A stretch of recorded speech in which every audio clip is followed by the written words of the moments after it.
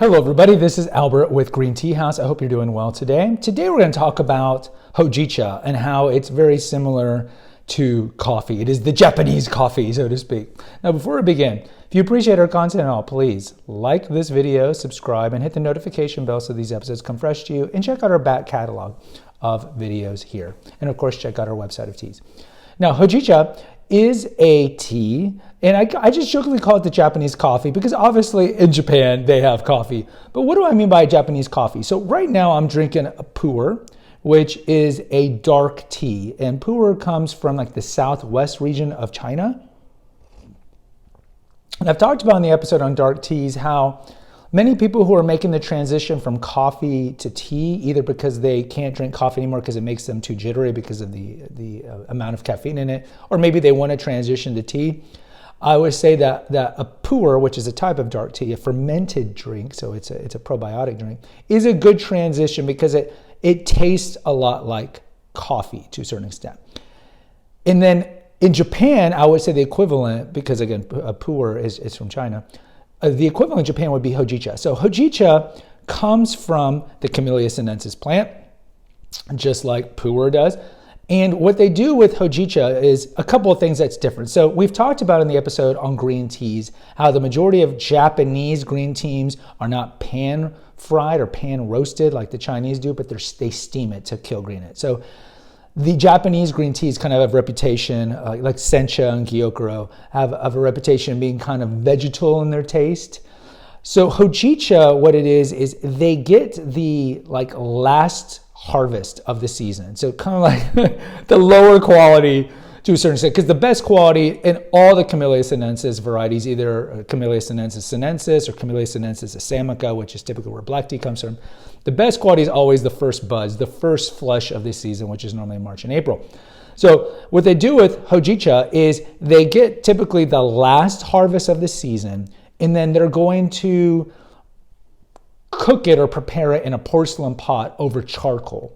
And what this does, it changes the look and composition of this green tea. So Hojicha is a green tea, but if you look at Hojicha, it looks brown. It's like silvery, needly in its brown because it's roasted. So it's the only, I wouldn't say the only Japanese tea, but it's out of the kind of the 4 or 5 big categories of Japanese tea, green tea. It is the only one that is roasted. All the other ones are going to be steamed. So they roast it, and they roast it over charcoal at a very high temperature.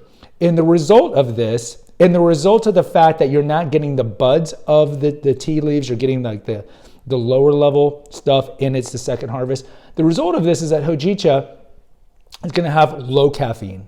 It's a low caffeine drink, as opposed to gyokuro or matcha, which are high caffeine drinks.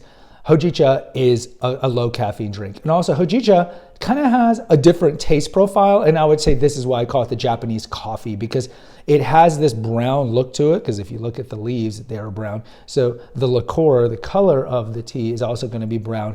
And it does kind of have a coffee taste, like a roasted, chestnutty coffee taste to it.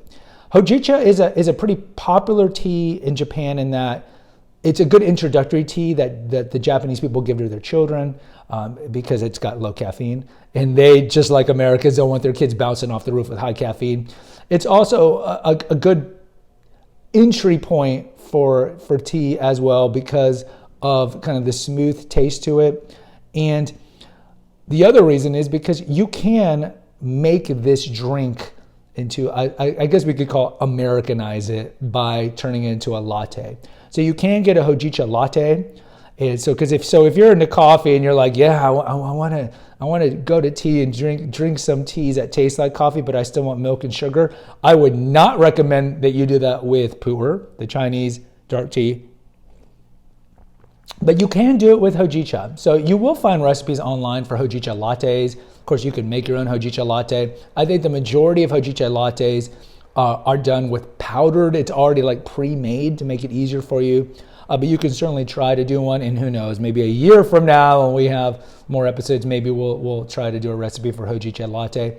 As you guys know who've watched me since the beginning, I drink my teas plain or black, as you want to call it.